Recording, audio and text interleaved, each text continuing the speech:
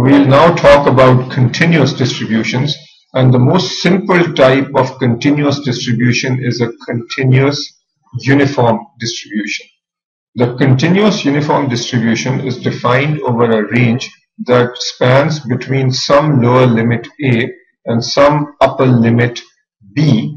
And let's just take a very simple example. So let's say, the y-axis here is probability, the x-axis is the random variable. So all we are saying is that a continuous uniform distribution will span between A and B, and the probability distribution will be uniform. So best understood through an example again. Let's say that A is 5 and B is 10. What this is saying is the probability of being between, actually as a quick point here first, the total probability in this area is 1. And the probability of being between 5 and 6 in this range is basically 1/5. So this is 1/5. Probability being between 6 and 7 is 1/5. 7 and 8 is 1/5. 8 and 9 1/5, and 9 and 10 is 1/5.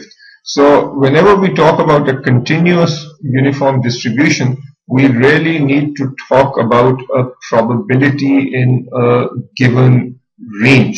And as long as the range represented by the distance on the x-axis is equal, then the area will also be equal. Another important point is that for a uniform distribution, or for any distribution, the area in this area underneath this line has to be 1, because the total probability cannot exceed 1. So if the x-axis has a distance of 5, then the height will be 1/5. If you work in terms of A and B, this length is B minus A, and therefore this height must be 1 divided by B minus A. This will ensure, so what's the area of this then? The area is B minus A times 1/B minus A, which is 1. So that is a simple continuous uniform distribution. So let's look at this example. A random variable x follows a continuous uniform distribution over 10 to 20. What is the probability of an outcome between 15 and 25? So let's draw this out. The y-axis is our probability, the x-axis is our random variable. So we are saying this is a continuous distribution over 10 to 20. So from 10 to 20 is our continuous distribution. Again, the area under the curve is, this area is 1. So from 10 to 20, this distance is 10. So the height must be 1/10. Now, what is the probability of an outcome between 15 and 25? Now, this is a slight trick question. So between 15 and 25, so this is the region that we are looking at. There is no probability between 20 and 25, so we just have this shaded region. And that probability is 5 multiplied by the height, which is 1/10. So this is equal to 5/10, which is half. So the probability of being between 15 and 20 is simply half. The probability of being between 10 and 20 would be 1. The probability of being between 10 and 11 would be 1/10. Between 10 and 12 would be 2/10, and so on. So this is fairly simple. What's the probability that x is equal to 15? This is an important point. For a continuous distribution, the probability of one particular number will always be 0. You can think of it as, since this is a continuous distribution, the probability of a particular number is basically tends to 0. Effectively, it is 0, and hence we will always talk about the probability in terms of a certain range. So we will say things like probability 15 less than equal to x less than equal to 17, and so on. So for a continuous distribution, we always need to specify a range of values for the random variable. Now let's talk about the most important distribution in finance, which is a normal distribution. And this is so important because several variables such as stock returns and so on are often modeled as a normal distribution. What are the characteristics of a normal distribution? So a normal distribution, sometimes called a Gaussian distribution, is bell-shaped. It is symmetric. So symmetric means that the median, mean and mode for a normal distribution is all the same. So what you are seeing here is a normal distribution with mean equal to 0. And so in this particular case, mean is 0 and we have a standard deviation equal to 1. For a normal distribution, the skewness is 0. So since this is symmetric, then skewness is 0. And a point that you have seen in earlier lectures is that the kurtosis for a normal distribution is 3. What else is important about the normal distribution?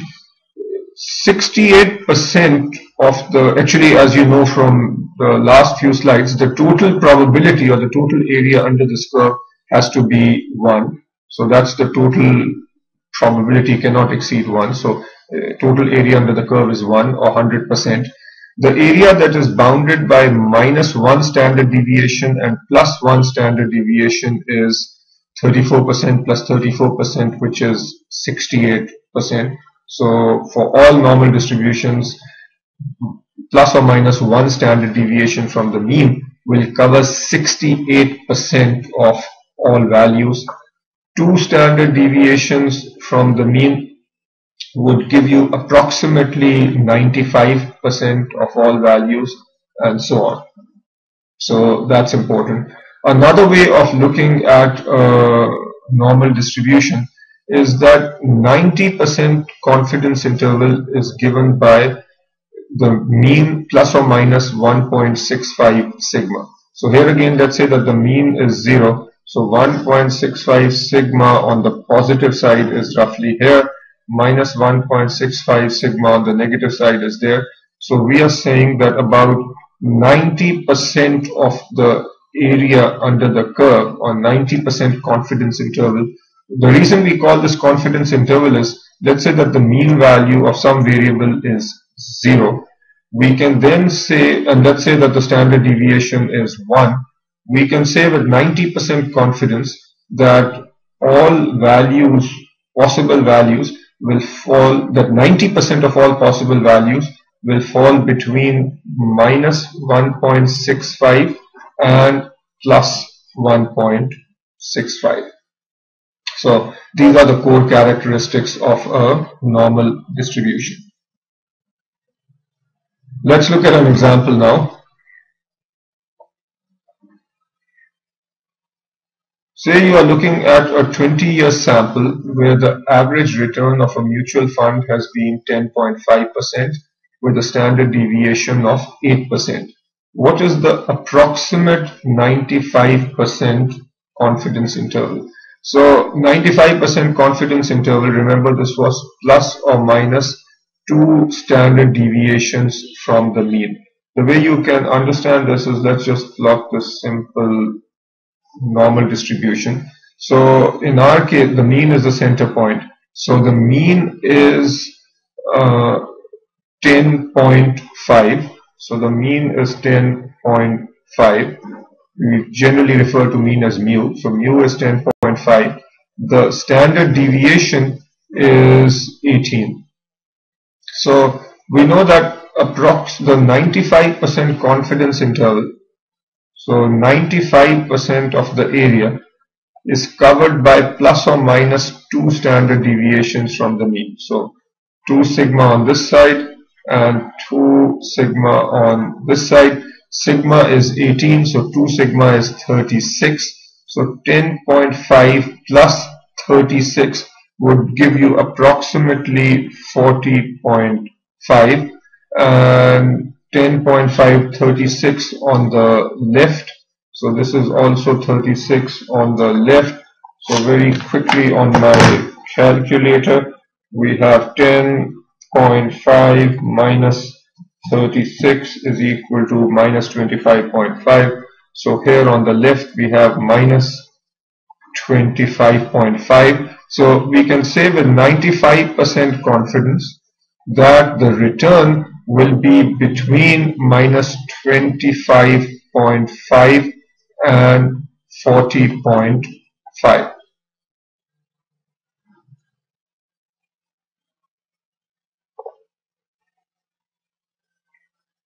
Multivariate distribution. Multivariate distribution specifies the probabilities for a group of related random variables. Using asset returns as our random variables, the multivariate normal distribution for the returns on n assets can be completely defined by the following 3 sets of parameters: the means of the n series of returns, the variances, and the n into n minus 1 over 2 pairwise correlations. What does this mean? All we are saying is, let's say we have 3 assets A, B, C, and the returns on these 3 assets can all be represented by, let's say, normal distributions. So these are normal distributions which are modeling the returns on A, B, C. So if you create a portfolio of the 3 assets, then we are saying that the return on this portfolio is simply going to be a combination of these 3, and the return on this portfolio will also be normally distributed. So a linear combination of normal distributions will also give you a normal distribution. And to figure out the mu and the mean and the standard deviation, we can figure this out based on the means and standard deviations of A, B, and C. So as long as we know all the means and all the standard deviations, and we know the pairwise correlation, so the correlation between A and B, B and C, and A and C. So if we know that data, then we know exactly what the distribution for this portfolio will be. A standard normal distribution. Now, a normal random variable x is depicted by x mu sigma. So this is saying that we have a mean of mu and a standard deviation of sigma. We can transform a normal random variable into a standard normal random variable. In a standard normal random variable, the mean becomes 0 and the standard deviation becomes 1. And we accomplish this by subtracting the mean of x from x and divide by the standard deviation of x. So all we are saying is, if you have a normal random variable, so a normal distribution like this, so this represents x values, you can transform this into a standard normal. So here the mean is mu, so mean is mu and our standard deviation is sigma. You can transform this into a standard normal by taking any particular value here on the x-axis and subtracting the mean, which is mu, and then dividing by sigma. So in our standard normal, the mean will become 0.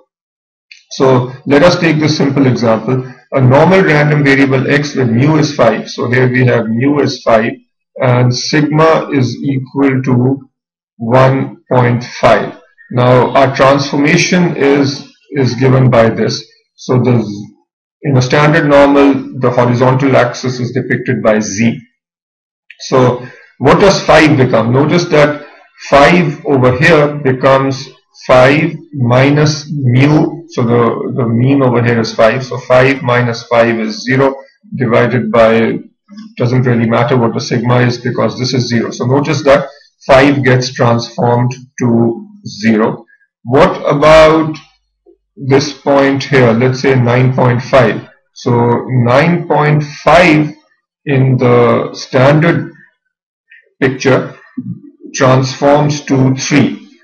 How? We can say 9.5 minus 5 divided by 1.5. So this is 3. So this value 9.5 transforms to 3 and so on. So you can do the same for any x value. You simply apply this formula and transform it. With mean 5 and standard deviation 1.5, you are using these numbers, and obviously if the mean is different and standard deviation is different, you use the appropriate numbers for the mean and the standard deviation. Now what exactly is this transformation telling us? What this is saying is that this area over here to the left of 9.5 in the top picture, so this area this area is going to be exactly the same as this area over here on the standard normal. So with the standardization, the benefit of this is that we can now use for any distribution, we can transform it into a standard normal, and then we can use tables to figure out what the area is to the left of a given x value. So transform the x value into a z value, and then you can use probability tables to figure out what this area is. Now, speaking of tables, let's just make sure we understand how to interpret tables. These tables are always for z values.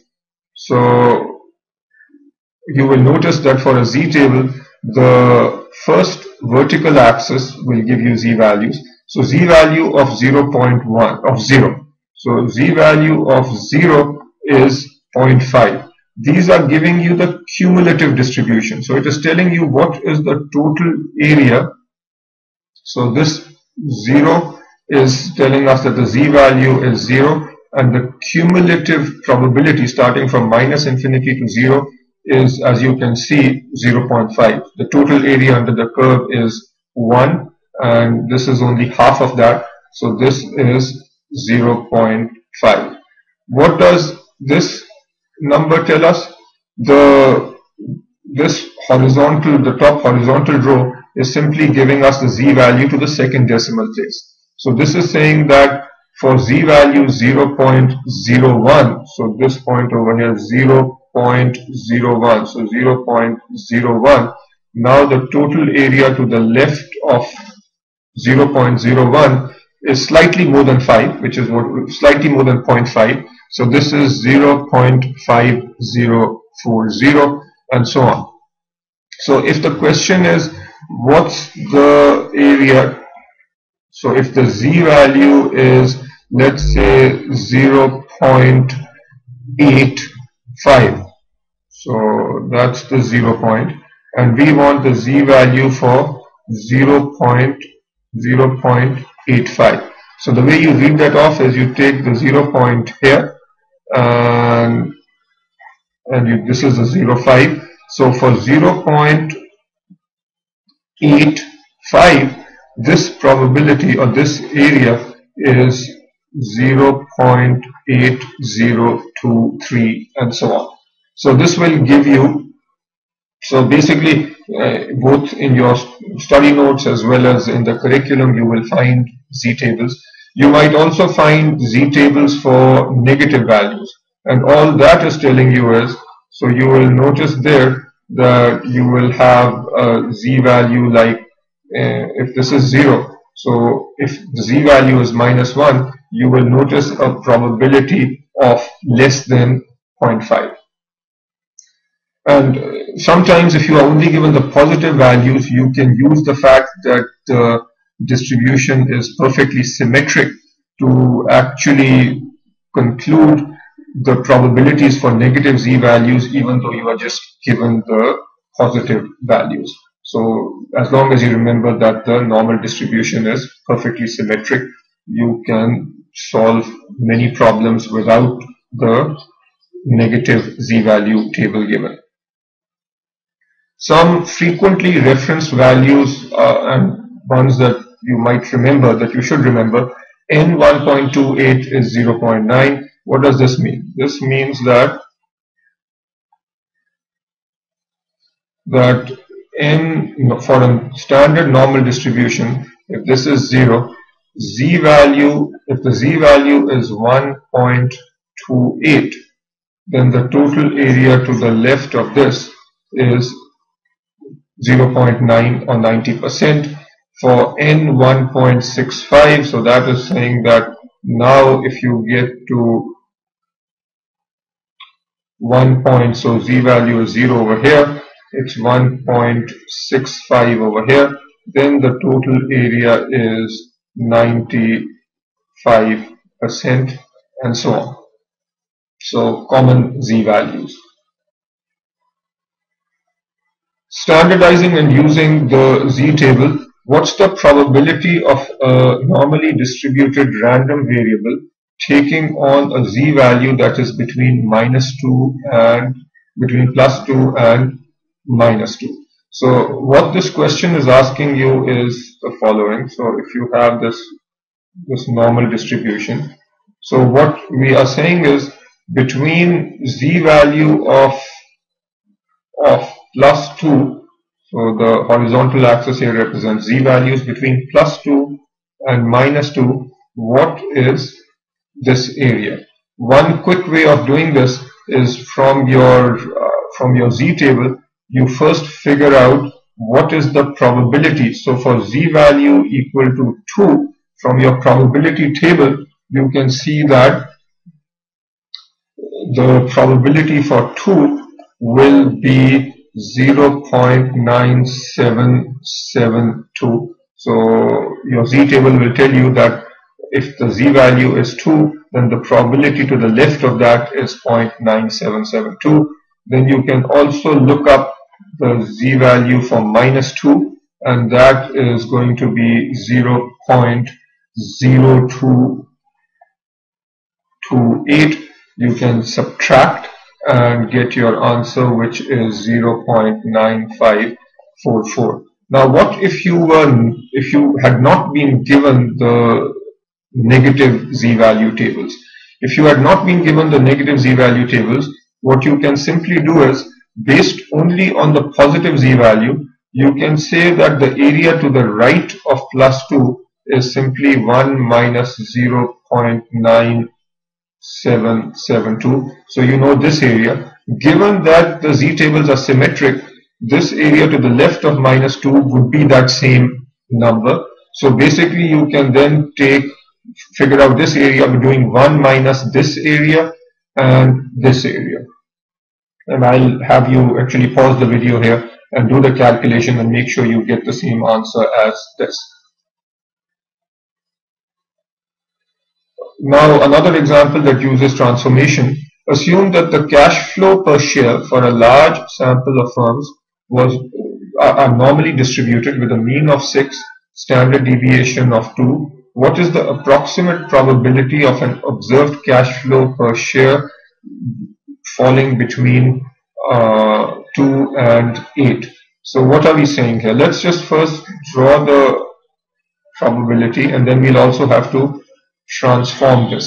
So the information given is that the mean is 6 and the standard deviation is 2. What is the approximate probability of an observed cash flow falling between 2 and 8? So the question is, what is this probability?